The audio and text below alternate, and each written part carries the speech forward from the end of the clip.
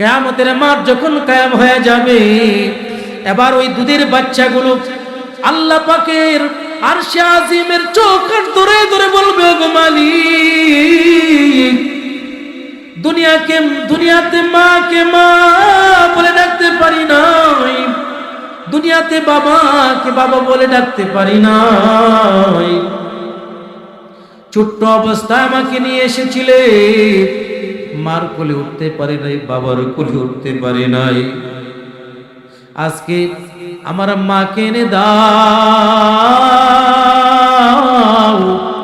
আমার বাবাকে এনে দাও, মার কোলে উঠবো, বাবার কোলে উঠবো।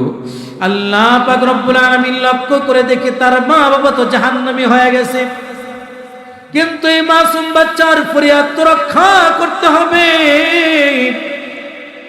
দুইজন ফেরেশতাকে মা বাবা বানাইয়া ওই সন্তানের সামনে আনবে, আর সন্তানকে ডাক দিয়া বলবে, এই তো তোমার মা, এই তো তোমার বাবা। সন্তান দৌড় দিয়া বাবার কোলে উঠবে, ওই বাবার বুকের মধ্যে নাক লাগায়া দীর্ঘ একটা নিঃশ্বাস নিবে, কতক্ষণ পরে আবার কুল থেকে নেমে আসবে, আবার মার কোলে উঠবে। অনেক সময় ছোট্ট বাচ্চারা দুনিয়া থেকে বিদায় নেয়, আছেন আপনাদের এলাকা, 3 দিন 4 দিন 5 দিন বা দুধের বাচ্চা দুনিয়া থেকে বিদায় নেই, তখন মা বাবার কলিজার ভিতরে কেমন কষ্ট পায়। কিয়ামতের মাঠ যখন কায়েম হয়ে যাবে, এবার ওই দুধের বাচ্চাগুলো আল্লাহ পাকের আরশে আজিমের চৌকাঠ ধরে ধরে বলবে, ওগো মালিক, দুনিয়াতে মাকে মা বলে ডাকতে পারি নাই, দুনিয়াতে বাবাকে বাবা বলে ডাকতে পারি নাই, ছোট্ট অবস্থায় আমাকে নিয়ে এসেছিলে, মার কোলে উঠতে পারি নাই, বাবার কোলে উঠতে পারি নাই, আজকে আমার মাকে এনে দাও,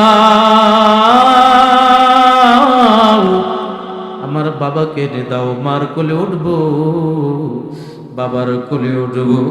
আল্লাহ পাক রব্বুল আলামিন লক্ষ্য করে দেখে তার মা বাবা তো জাহান্নামী হয়ে গেছে, কিন্তু এই মাসুম বাচ্চার ফরিয়াদ তো রক্ষা করতে হবে। দুইজন ফেরেশতাকে মা বাবা বানাইয়া ওই সন্তানের সামনে আনবে, আর সন্তানকে ডাক দিয়া বলবে, এই তো তোমার মা, এই তো তোমার বাবা। সন্তান দৌড় দিয়া বাবার কোলে উঠবে, ওই বাবার বুকের মধ্যে নাক লাগায়া দীর্ঘ একটা নিঃশ্বাস নিবে, কতক্ষণ পরে আবার কুল থেকে নেমে আসবে, আবার মার কোলে উঠবে, নাকটা মার বুকে লাগাইয়া দীর্ঘ নিঃশ্বাস নিবে,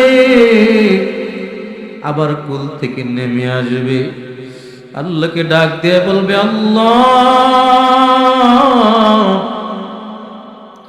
দুনিয়াতে মার কোলে উঠতে পারি নাই, বাবার কোলে উঠতে পারি নাই, তুমি আমাকে নিয়ে এসেছো, আজকে কিয়ামতের ময়দানে মা বাপকে চেয়েছি, ওগো আল্লাহ, নকল মা বানাইয়া নকল বাবা বানাইয়া কেন আল্লাহ, নকল মার কোলে উঠতে চাই না, নকল বাবার কোলে উঠতে চাই না, আমার আসল মাকে এনে দাও, আমার আসল বাবাকে এনে দাও। আল্লাহ পাক রব্বুল আলামিন বলবেন, ওরে সন্তান, তোর মা বাবাকে এনে দিব, তবে আগে আমাকে বল, আসল এবং নকল তুমি কিভাবে চিনলাম? এটা যে তোমার আসল মা না, এটা যে তোমার আসল বাবা না, তুমি কিভাবে চিনলাম? ওই ছোট্ট সন্তান আল্লাহকে ডাক দিয়ে বলবে, আল্লাহ, দুনিয়াতে যখন আমাকে নিয়ে এসেছিলে, আমার মা আমার বিরহ ব্যথায় আমার মার কলিজাটা জ্বলে পুড়ে সারকার হয়েছিল, আমার বাবার কলিজাটা চলে পড়ে সারকার হয়ে গিয়েছিল। আমি যখন মার কোলে উঠলাম,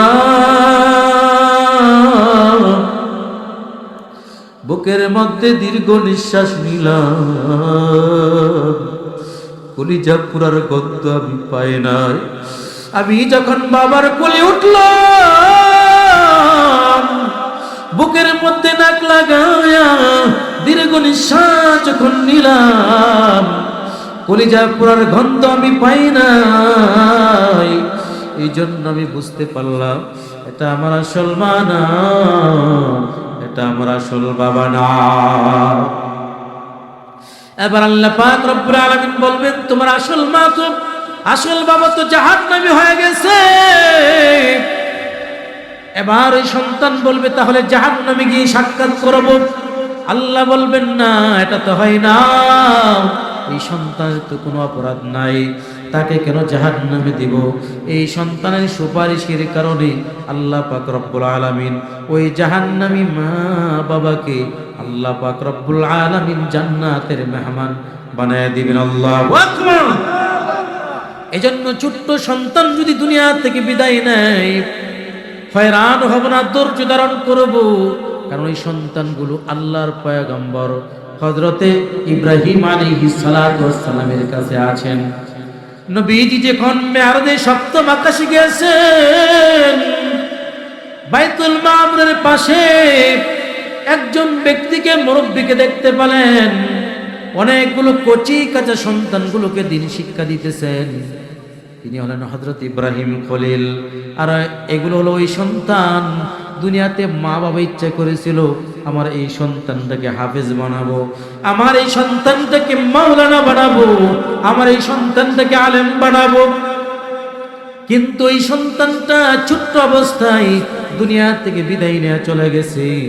এই যে মা বাবার কলিজার ভিতরে একটা স্বপ্ন ছিল, কিয়ামতের ময়দানে ইব্রাহিম পয়গম্বরের হাতে আলেম হাফিজ বানাইয়া কিয়ামতের ময়দানে মা বাবার সামনে দিবেন। সুবহানাল্লাহ।